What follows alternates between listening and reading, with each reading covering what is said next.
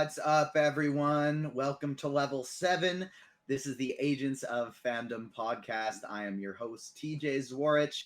We are ready to break down some Thor Love and Thunder, a polarizing movie because some people absolutely love it and some people are absolutely crapping on it. So we're here to get some varying perspectives today and dive deep. I'm, of course, joined by my co-host, Garrett Blaney. How's it going, Garrett?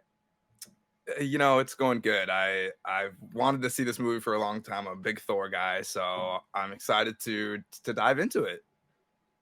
Heck yes. And we, of course, have a very special guest, like always. This is someone who you should be familiar with if you are a longtime listener of the podcast.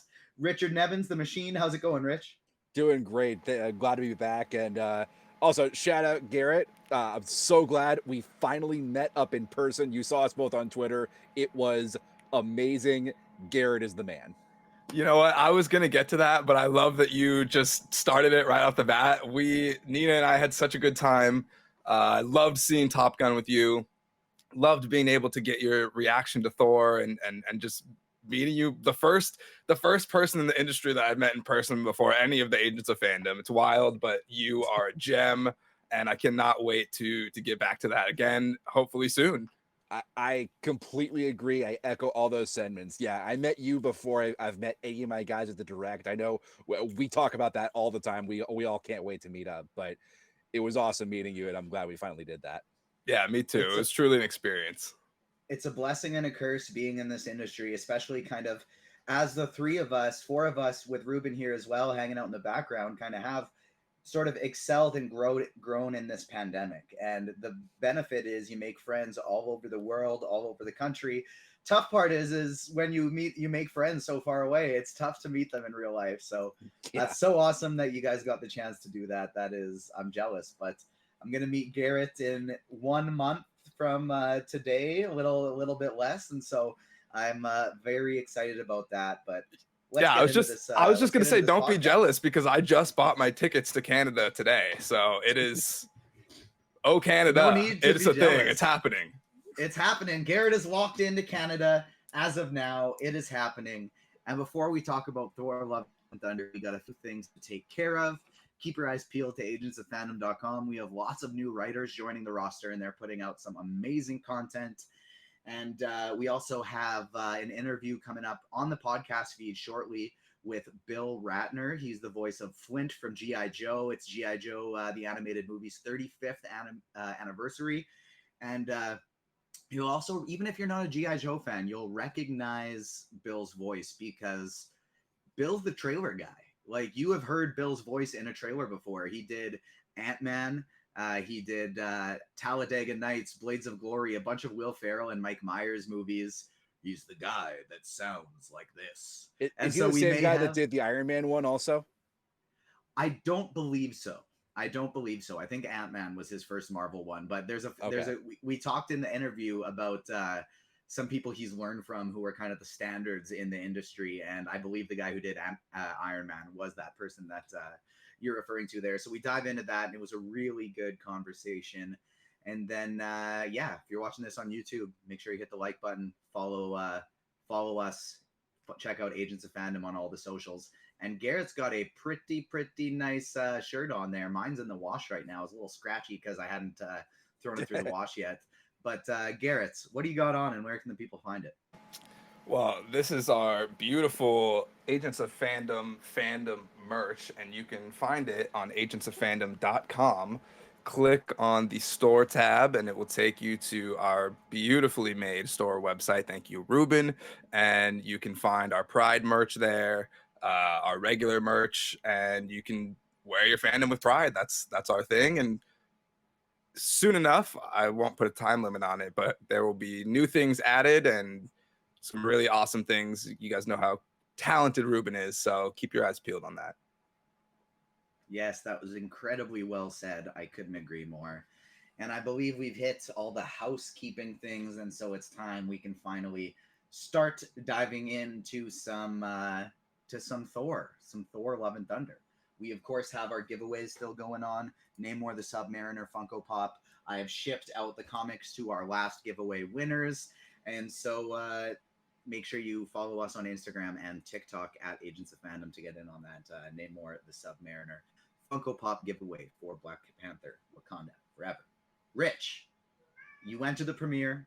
You saw the movie again today. What do you think of the film? I personally, I really enjoy it. I actually, it holds up with my viewing today. I think it's actually the best of the four. Personally, it tops Ragnarok just by a hair for me. I think all the emotions hit in this movie, the fun hits. I mean, there are parts of it. Obviously, it's not perfect. There are little small things here and there that I don't think quite worked, but overall, I had an absolute blast of this movie. I loved it at the premiere, and I still loved it today. So I'm really glad it held up.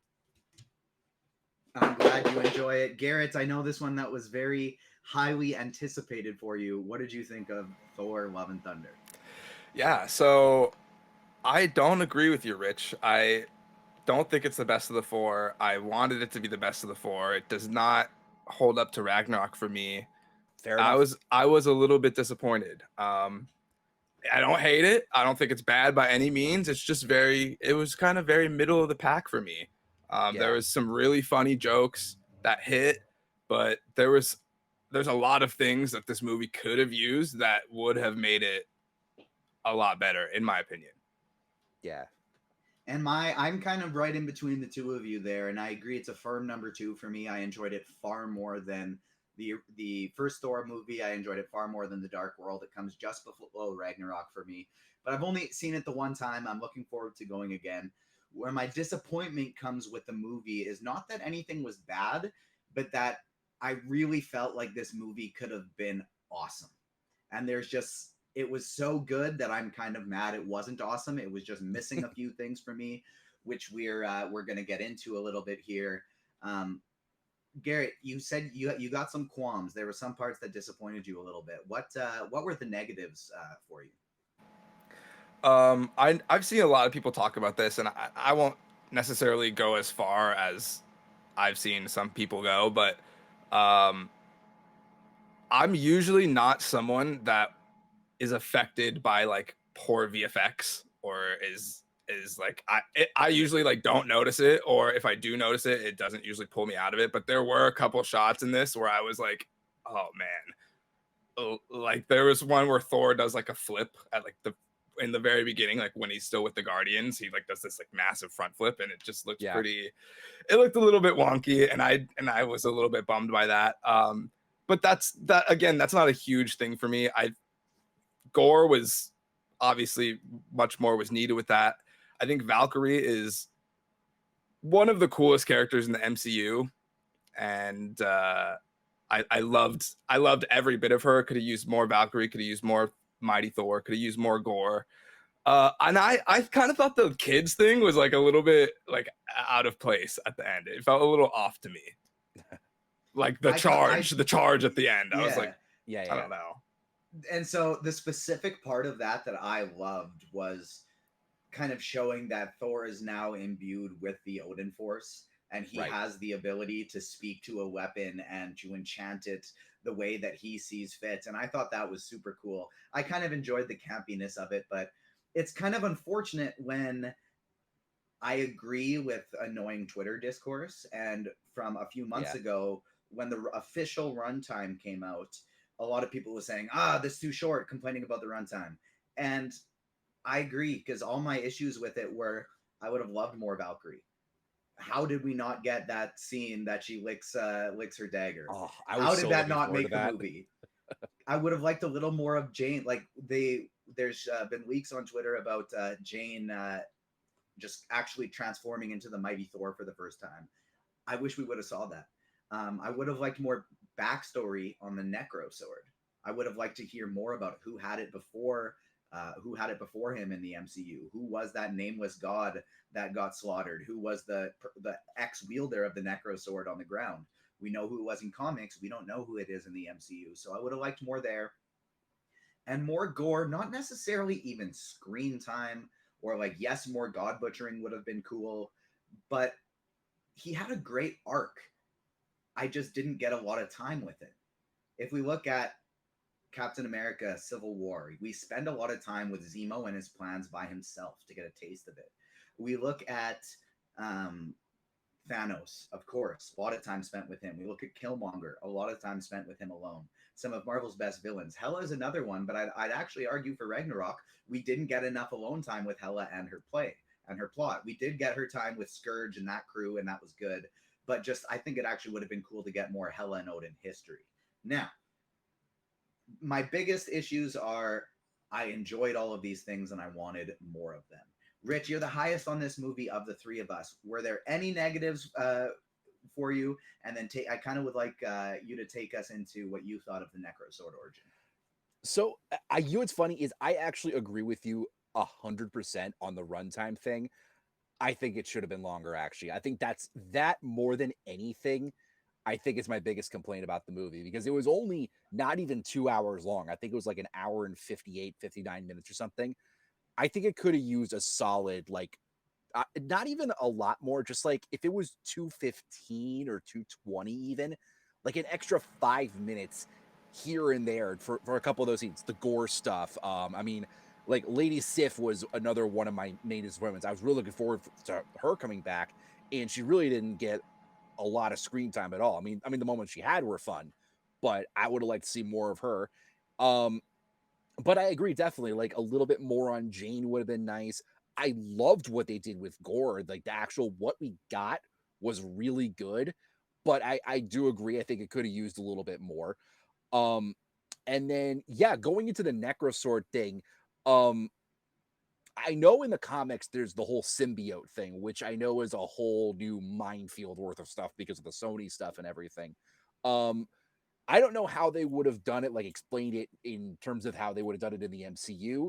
But I mean, it would have been nice to get a little bit more, info on that. Like you said, the god that Gore killed in the beginning.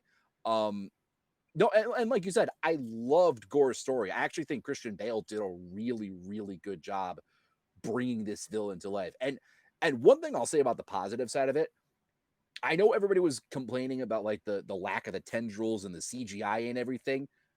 I'm actually kind of glad that they didn't cover him up with all that stuff. Like I said this on when I was reviewing it for the direct, they let Christian Bale be Christian Bale. And I respect the movie for that. I mean, the CGI that they did with him, I think worked pretty well. But yeah, and I mean, that's what my feelings on the Necrosword and everything. I agree with you completely too with the, sorry, Gary, you go. No, you finish.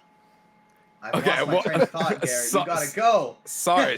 Well, I feel like, honestly, Gore is not as strong of a character if he's not played by someone like Christian Bale. Absolutely. Like, he acted the shit out of that role, and if it wasn't like if he didn't go as far, or if the person who was cast didn't go as far as he did, I would have been way taken out of it. Like the scene when he's in the cage with the kids, and like he's oh, you guys like the beheading? Well, here you go. Like that was really menacing. That was really awesome. Terrifying. I loved that. Yeah, I loved that. I could have used way more of that, way more, like you guys both said, god butchering, because that, I feel like Thor did almost as much god butchering in this movie as Gore did. So like we got enough to know that he's the god butcher, but we didn't get a lot more. Like there wasn't a lot of extra in terms of that.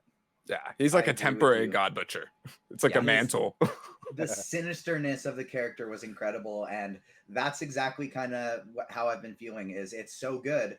I'm mad we didn't get a little bit more, because it was an all-time MCU villain performance, but I don't think Gore is an all-time MCU villain, just because the art kind of fizzled out for me at the end there, except for, of course, his daughter, which we're going to talk about more later.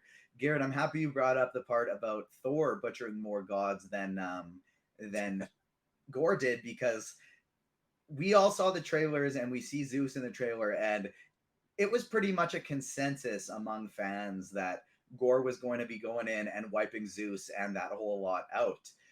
It was Thor who took out Zeus, and now we obviously see in the end credits that he's alive and well-ish, but it was Thor who took him down, and I thought that was pretty cool to kind of see him go from I idolize this man. I'm thunder. He's lightning. To, you know what? Screw you. I'm actually stronger than you. If you're not going to help me, it's done. And I thought that was really awesome. Rich, what did you think about that scene? Because I know the first picture we saw of it, we thought we were all looking at Bast. And then we really didn't get much of the other gods outside of Zeus, even though we got that mention of Ra. Yeah, I mean, I would have enjoyed seeing more of the gods, definitely. And like I said, I keep going back to that. Like everything was great. It could have just used a tiny bit more. I mean, the gods we did get in there was pretty cool. It was cool seeing Korg's god. And I know I think Taika Waititi played him too, which, you know, of course, that just another great Waititiism. On his throne of scissors. On the throne of scissors. I didn't even realize that until actually my buddy Matt Remke pointed that out. Rock beats scissors. So funny. That one cracked me up. That was brilliant, and I love Taika Waititi for that. Side note, can't wait for What We Do in the Shadows starting tonight. Anyways, but that's tonight. On the same note of Taika and Korg, is Korg's boyfriend at the end of the movie is Dwayne The Rock. Absolutely Dwayne The Rock? amazing. That's awesome. It's so I think awesome. that might be the closest we get to getting Dwayne Johnson in the MCU. A little rock, paper, scissors humor for you. Oh man, but no, that scene was pretty cool. And here's one of my biggest actually compliments about the movies. I shared this on my Twitter post right as I got out. Probably the most colorful movie in MCU history, and I absolutely love that about it, because one of the things that the MCU's gotten complaints for in the past is kind of the dulled down colors in some movies. Like even some people complained about it with like the Russo brothers movies, like the Captain Americas and the Avengers and stuff like that. There was no complaints about this one. I mean, Omnipotent City looked incredible. I mean, there were a couple CGI points. Like I noticed the dragon in there wasn't perfect, but it was still pretty cool. And obviously Zeus. I mean, I wasn't sure how I was going to feel about Russell Crowe doing Zeus, but I kind of enjoyed it. I mean, especially like when he's really, really getting into it with Thor, like when he's all close and all menacing and stuff, super creepy and like peak Russell Crowe. But no, that scene was definitely, it was interesting. I mean, it really turned the movie on its head at that point. I enjoyed the extra backstory that it brings to Moon Knight, like retroactively, and how like we didn't see all the gods, and then the ones that we did see were kind of like, all right, like there's a reason we don't really have avatars anymore, to the ones that did have avatars, and they were like, no, we still gotta help these humans, and the other ones were like, and they seemed so nonchalant about Arthur Harrow and Amit. There was bigger fish to fry.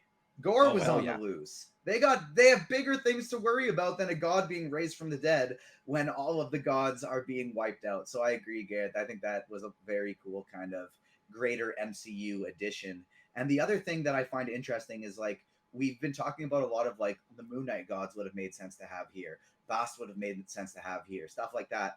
I think they seem to be making a conscious effort in a lot of these projects to really contain it, so that even 30 movies into the MCU, 30 projects in, even if you've only seen the Thor movies, you can still make sense of Thor 4. You don't have to have seen all 30 movies, all 30 projects. You just have to have seen the Thor ones. And so I liked, even though, again, I would have liked more, we got a little Selvig, we got a little Darcy. Garrett, do you think they're going that route as well? Yeah, and I think that makes sense, you know, because there's this ever topic trending of, is there superhero fatigue? What is superhero fatigue? Who has superhero fatigue? We have like blah blah blah blah blah. It's always a thing, right? And you know that they've seen that, and eventually, like, while definitely there's the majority of us who still love these films, like eventually down the line it could get to a place where things get a little bit stale. So I love that, you know, I love that we are getting these more focused stories. I love that the representation is coming through on pretty much all the projects we've seen thus far in Phase 4. So yeah, I think you hit that on the head, and I think it's not a bad thing. I agree with you there, and we do get to spend more time with the characters we have then. Again, maybe if the movie was a little longer, but Rich, we talked about Valkyrie and how amazing she is, and we would have liked to see a little more with her. It was pretty darn cool. She ended up getting Zeus's weapon, Zeus's Thunderbolt, to take to battle.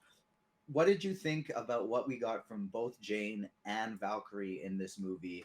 It was kind of fun how I don't want to say love triangle, but how Yeah, Valkyrie was kind of involved in the Jane and Thor and how she knew Team more of Jane. Jane's Yeah. perspective.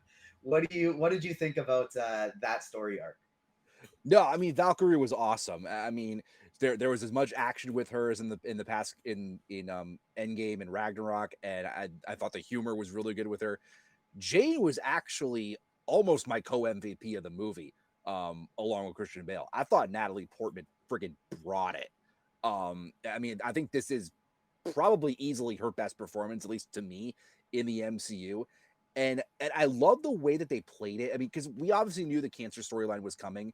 I mean, if any of us have read comics or anything, that's how the Mighty Thor stuff ties in.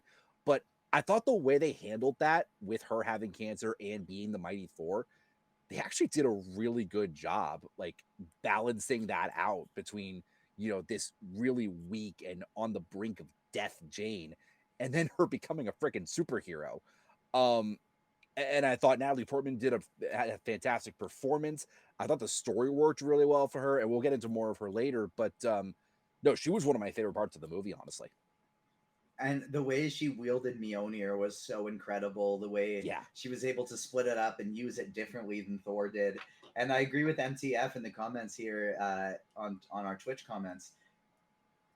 Jane being terrible with catchphrases was a pretty awesome gag, and I thought yeah. that was pretty hilarious. Eat my hammer was a good one to go I was along just gonna with. say, eat my hammer. That was great. That was fantastic. What did you think of the Jane Thor Mjolnir dynamic, Garrett? I like in Ragnarok. Obviously, Cord brings up that it sounds like you had a pretty intimate relationship with that hammer, and we see the next level of that here in Thor: Love and Thunder. Yeah, I've got to say it's not something that I expected going into it, though I guess it was kind of hinted at in the marketing, but like if you retroactively looking at it, you're like, "Oh, okay, I can see that." But it was funny. Stormbreaker being a little jealous, you know, being a little jealous thing. I didn't expect it, and there was a point where I was like, this might get old, and then it continued to not get old. I felt that way about the goats as well. I was like, me and Nina were both like, the first time we heard them, we were like, oh wow, this could get like really annoying, and then it just never got annoying. I'm a goat enthusiast. I think that they were hilarious, and will not be taking any questions about that.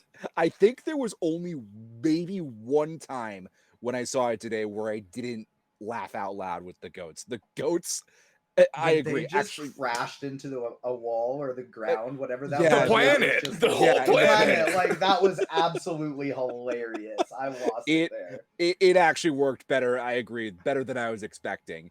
And no, actually, the Stormbreaker Thor relationship was actually one of my favorite parts of the movie. I never thought I would see the day where an Asgardian weapon could actually look jealous of somebody.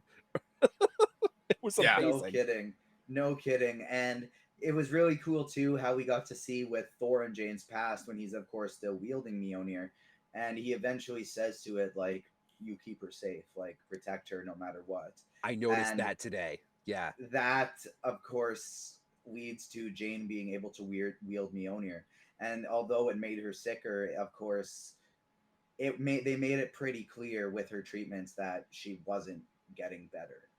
There wasn't a lot that could be done. So it was definitely so amazing and powerful in some ways, so tough and heart wrenching in other ways. And I thought it was so incredibly beautiful that they really emphasize throughout this movie. They make a point of really making sure we know it from different characters throughout the movie. You need to die in battle to end up in Valhalla. You need to die in battle. Well, Jane didn't die in a physical mono battle with someone else. She died in a battle with cancer and wound up in Valhalla. She met Heimdall, and there was an incredible way to kind of finish that off. I still don't really know what is a god and what isn't a god, but whatever. I can let that go. Garrett and Rich, I'll ask both of you, but Garrett, I want to hear from you first. do you think this is the last we've seen of Dr. Jane Foster, aka the Mighty Thor? No, absolutely not. I think in a lot of the projects that we've seen in this phase, there has been some form of realm or like a talk about realms, and Moon Knight certainly went heavily into it. Miss Marvel is currently diving into it. Shang-Chi, Black Panther. So I think that there's a reason that we saw Heimdall, we saw Jane, we saw Valhalla, and I would imagine that it's going to come back down the line, and maybe, you know, I don't know. Someone stop I me agree before with I you. They're say something going. They crazy. do seem to be going out of their way to show us each of these interdimensional realms. Of course, with we haven't yet seen Kunlun, but of course we see Tao Lo. We see the the realm in the afterlife in Black Panther.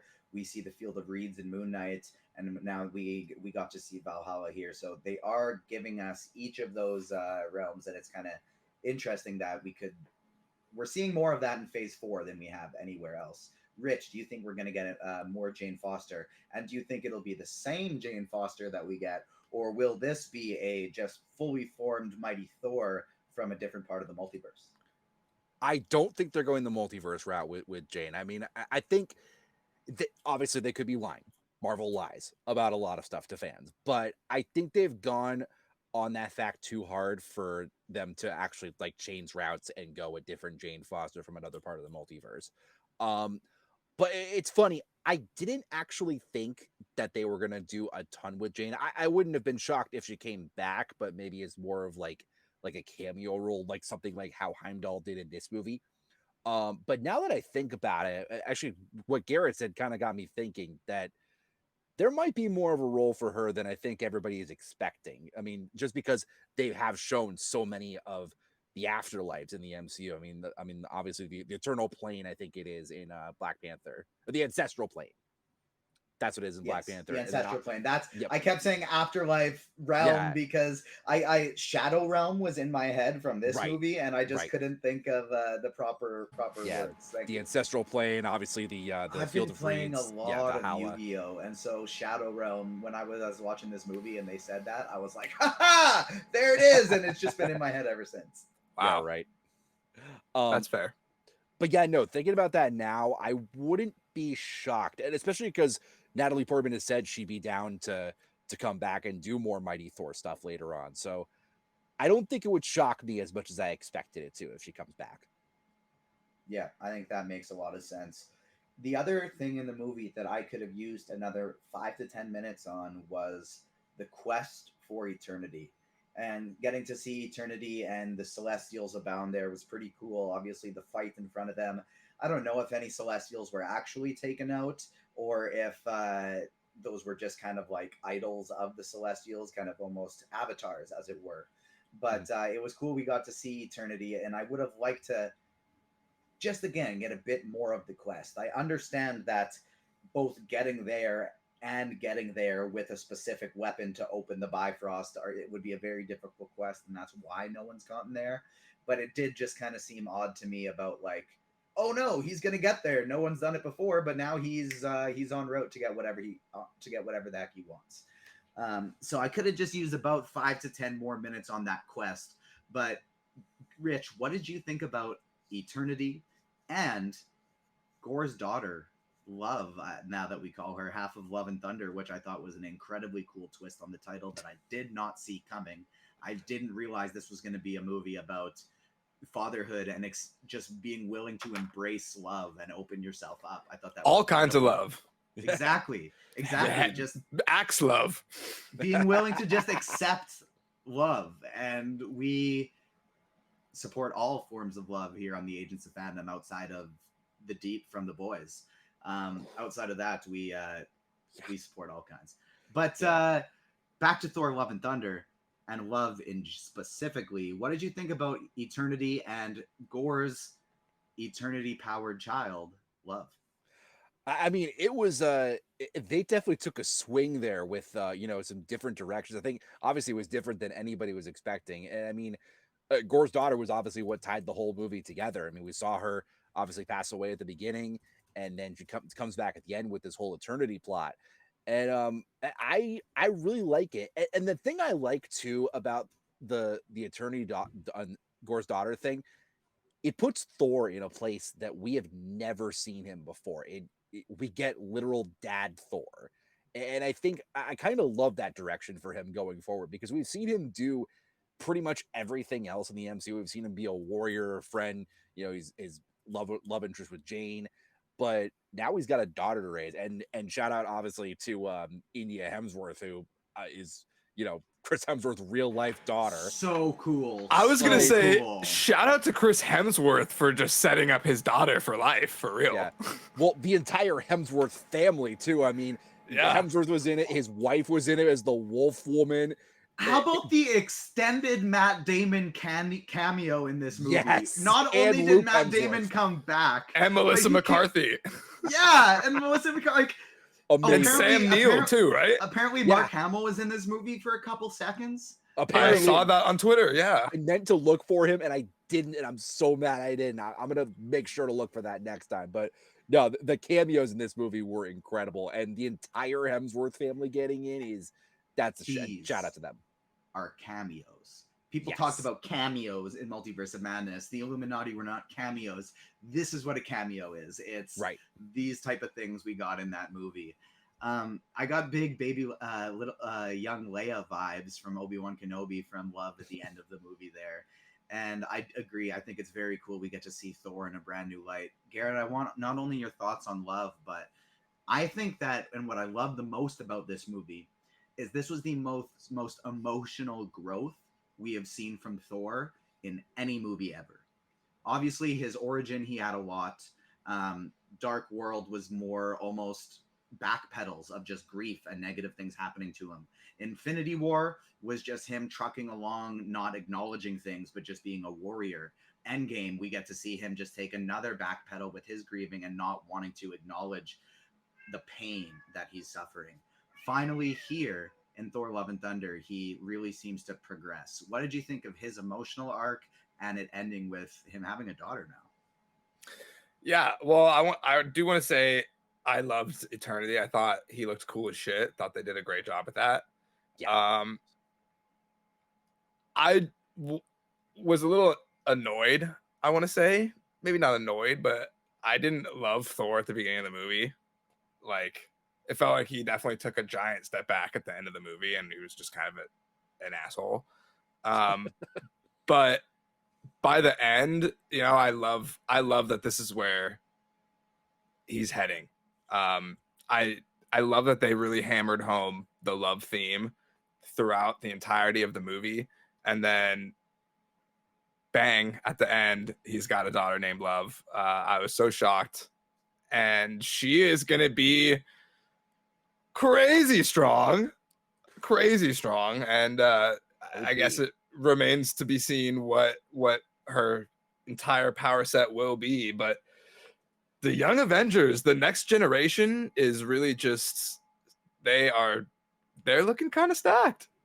She's just out here walking around with Stormbreaker. Like, it's taller than her, it's bigger than she is, and she's just we go back to Infinity War when Thor is talking to the Guardians.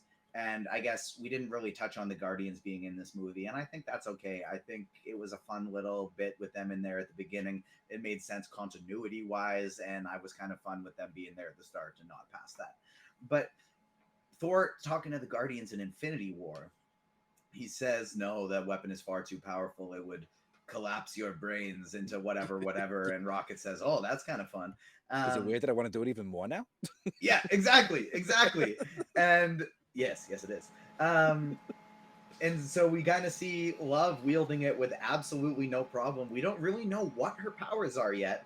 We got to see that they're, of course, the same kind of color of Eternity, so we know these aren't just God Butcher or Stormbreaker powers. These are Eternity-based powers. It's going to be very interesting to see what comes of Love and, I guess, Thunder. That was an absolutely perfect tie-in of the title. It might have been cheesy as hell, but I love it. It ended up working, and I enjoyed that also. Yeah. Yeah. And there's still lightning on the loose too. Yeah, absolutely. We got that lightning bolt out there somewhere. Lightning bolt out there somewhere, and we also have someone else out there somewhere. And this was one of my favorite parts of the movie because I was trying to go very unspoiled, and I got one thing spoiled for me, and that was that Hercules was going to be in the post-credit scene. What was great is the leak was wrong, and it said that Hercules was going to be played by Jason Sudeikis. And so when I saw Roy Kent as opposed to Ted Lasso out there, it was a really fun different movie. Exactly. But right, it really could have gone both ways because I apologize, I don't remember the actor who plays Roy Kent's Brett Goldstein. Brett Goldstein, right? Thank you. Brett Goldstein, the look of Hercules was down there, right? It's got from the beard to the way his hair is shaped. He looked like Hercules.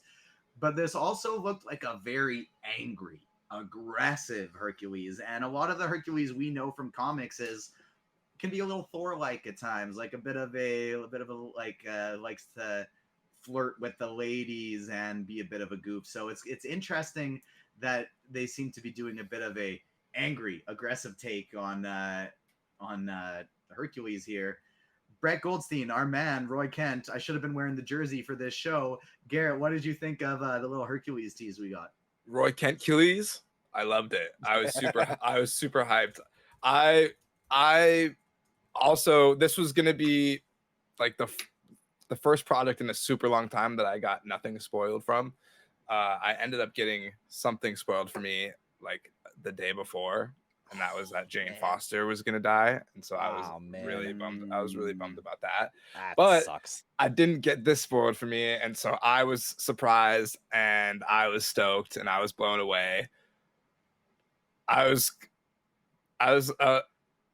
Zeus getting a hole burst through his chest and then coming back. It took me back. So I didn't expect it.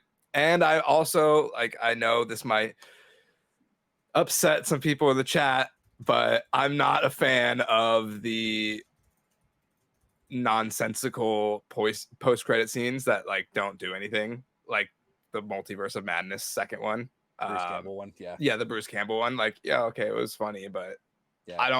I don't really want to sit here an extra 15 minutes for this, to be honest with you. Like, I could just watch this on YouTube, but these two were both worth it, and I love that. I'm blanking on what the second one was right now. Valhalla, right? Yes, of course. Yeah. We talked about it. In my mind, I thought that was part. We talked about it earlier. Yeah. In my mind, I thought that was part of the movie. Rich, what did you think of the Hercules tease we got? And do you think this is going to be strictly a Thor villain moving forward, or do you think we're going to get Herc in the Avengers? It's really funny for me. When I saw this at the premiere, it took me a couple of seconds to actually get into my brain that, wait a second, Roy Kent is Hercules in the MCU. Like, I don't think it actually clicked with me until the screen went to black. That's how crazy it was for me. I mean, obviously I'm a Ted Lasso fan. I mean, Brett Goldstein is probably my favorite person on that show. And the fact that he's Hercules in the MCU is sign me the hell up for it. But no, it's funny. I think, and it's funny, I was thinking about like this version of Hercules that we're getting. It almost kind of reminds me of like Thor 1 Thor, like the early days of like phase 1 Thor, when he's still just, like you said, Garrett, kind of an asshole, and just kind of conquering worlds and trying to be this superhero and everything. So I think that's where we may start off with Hercules when he first comes in, but I think eventually he'll be on his way to joining the Avengers in some form or another. I don't even think maybe he'll be a villain, like maybe even for the first whole movie that he's in. So I'm excited to see, though. He's somebody that I could see having a real quick heel turn once he meets Thor and goes, "Yeah, I hate my dad too. He's a real dick." And then all of a sudden, problems, right? Yeah, they hit it off. I'd really love to see them kind of having a similar relationship to what we've seen Hulk and Thor having in the MCU.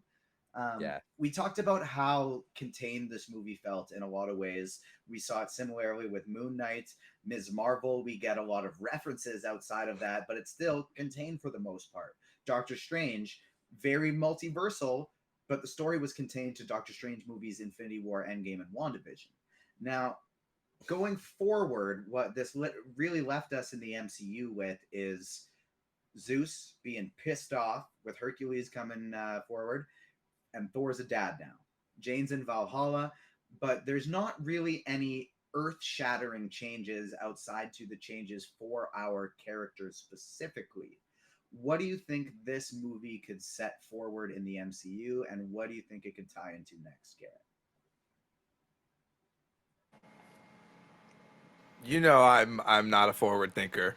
You know, I'm still mulling on my first time. I still want to see it a second time to hopefully like not be as disappointed as I was the first time. And I don't want to say like I was super disappointed, but you know, Yeah.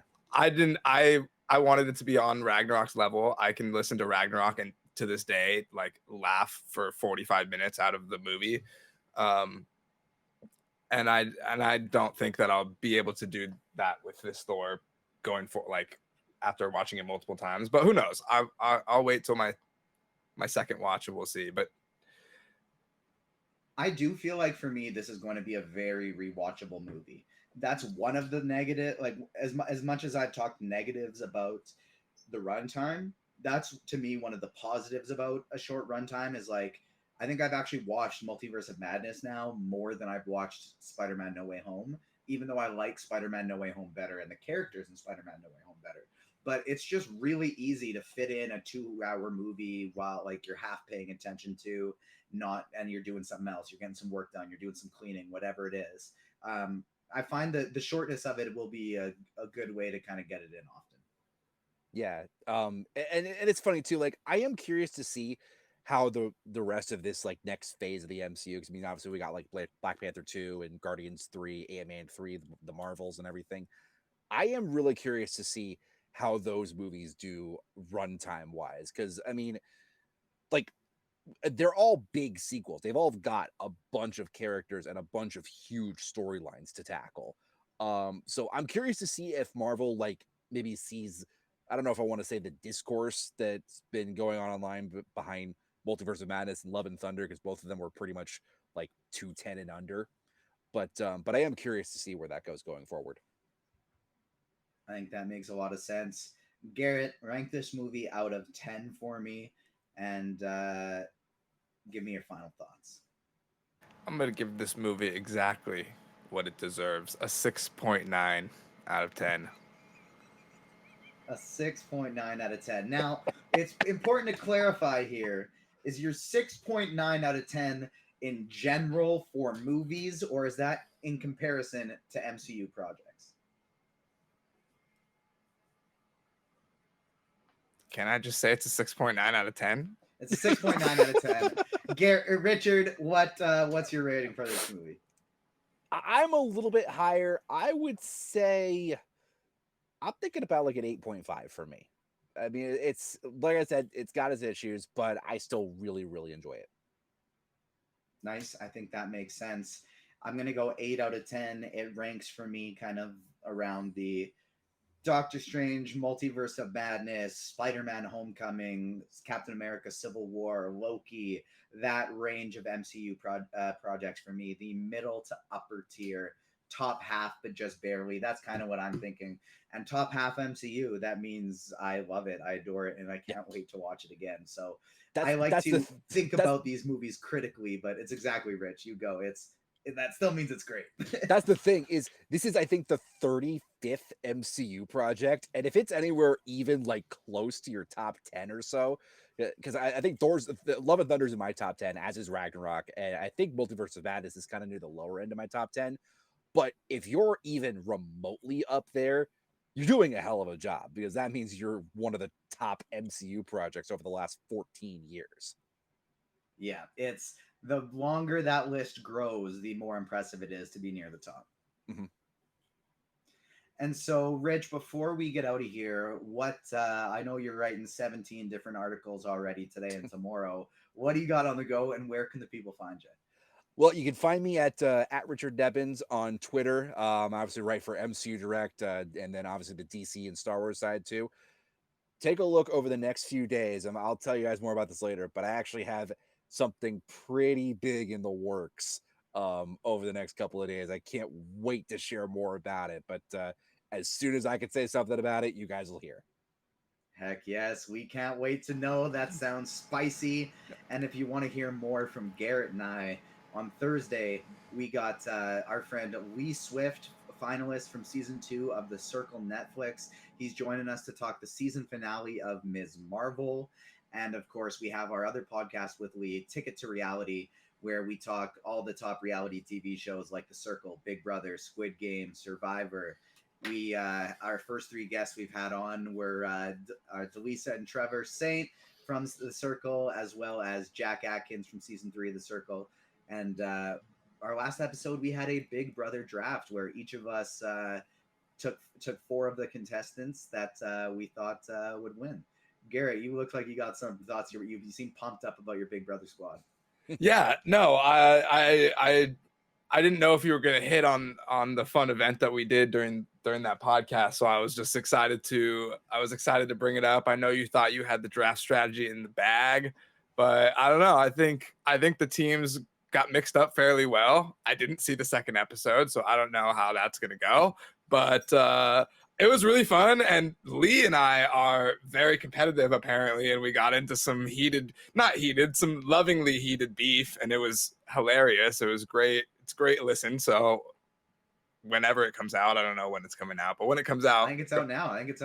If it's out now, then you should listen to it because it's hilarious, and stay tuned for future competitions between me and Lee.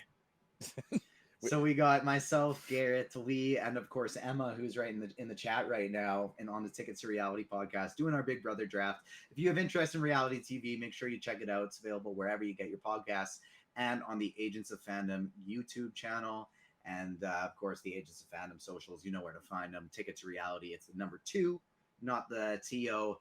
That will do it for this week's podcast. Make sure you keep your eyes peeled to agentsofandom.com for that stuff, as well as our interview with Bill Ratner from G.I. Joe, and you check out the Agents of Fandom store as well.